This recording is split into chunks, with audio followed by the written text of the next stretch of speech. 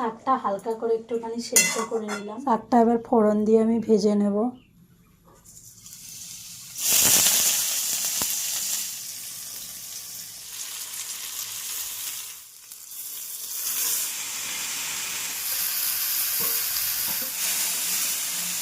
Complete হয়ে গেছে।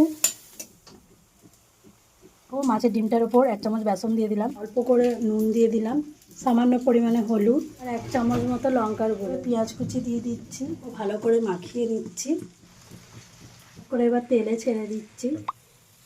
আর সবাই তো জানো এগুলো কি, এগুলো হচ্ছে মাছের ডিমের বড়া।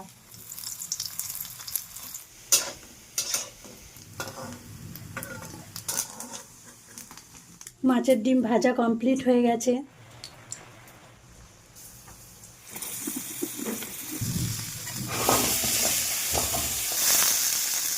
হালকা তেল দিয়ে একটুখানি করে ভেজে নেব।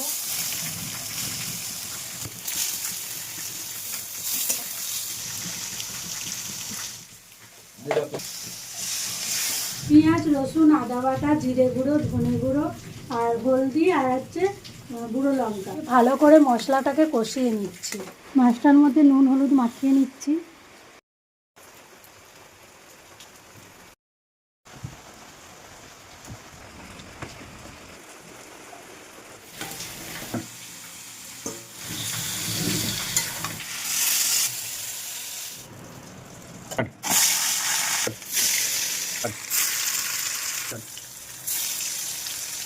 আরেক পিঠটা দেখো উল্টে দিলাম।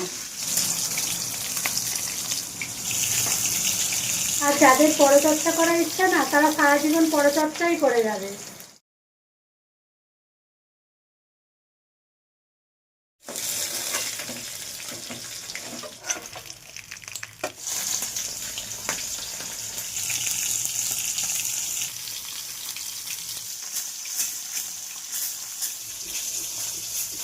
আর একটু সানরাইসের গুঁড়ো ছড়িয়ে দিলাম আর একটু গরম মশলা দিয়ে দিলাম। আজকে দুপুরের মেনুতে ছিল এই মাছের ডিমটা দেখে তো লোভ সামলাতে পারছিলাম না, তাই আমি এখন খেতে বসে পড়েছি।